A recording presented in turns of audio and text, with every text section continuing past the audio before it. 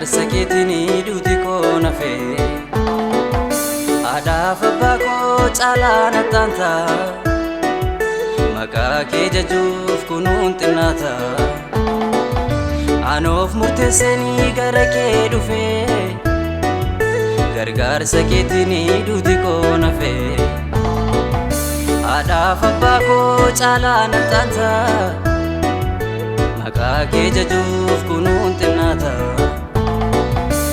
Narra qabda matol madanu narra qabde Narra qabda matol madanu narra qabda Narra qabda matol madanu narra qabda Narra qabda matol madanu narra qabda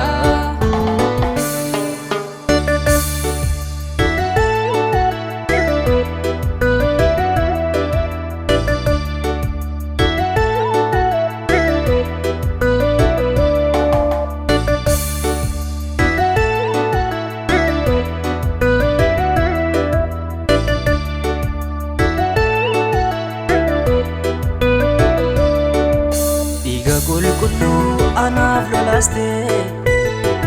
firdi jalina sanarra kaste anaaf dhibatte du'a koo duute ba'aa cubbuu koo hundaana batte kan na booji'ee jaalala keetii na jaallatte ta'a lubbuutti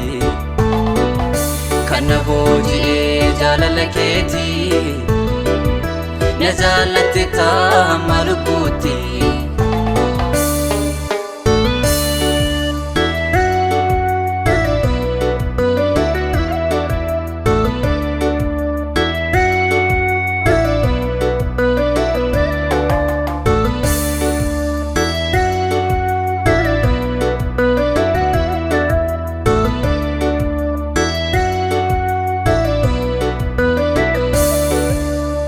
Luburani simbararame Lami waqarra sinan jedhame Sinan argadeni jireenya hara Lami kee ta'eerani lami waqarra Chappa waqarraati mallattoon koo Yerusaalem keessa jireenyi koo Chappa waqarraati mallattoon koo Yerusalem keessa jireenyi koo Chappa waqarraati mallattoon koo Yerusalem keessa jireenyi koo Chappa waqarraati mallattoon koo Yerusalem keessa jireenyi koo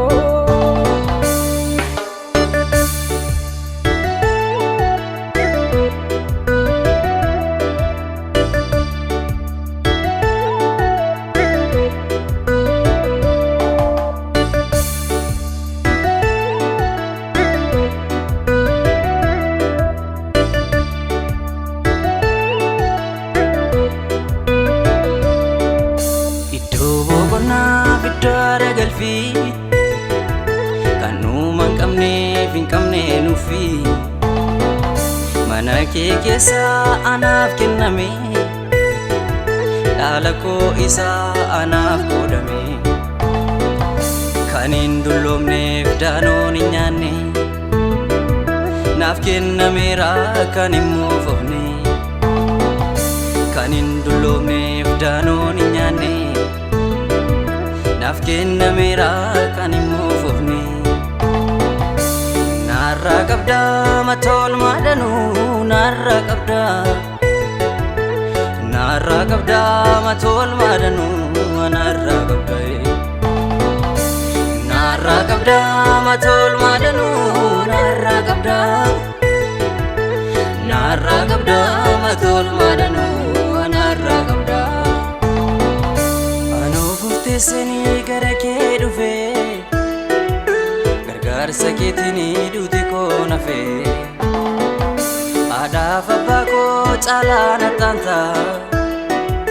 maqaa kee jajuuf kunuun xinnaata Anoof murteessanii gara kee dhufee gargaarsa keetiin duuti koo nafee haadhaaf abbaa koo caalaa nafxaata maqaa kee jajuuf kunuun xinnaata naarraa qabdaa matool maadanuu anaarraa qabdee naarraa qabdaa matool maadanuu naarraa qabdaa naarraa qabdaa matool maadanuu anaarraa qabdaa naarraa qabdaa matool maadanuu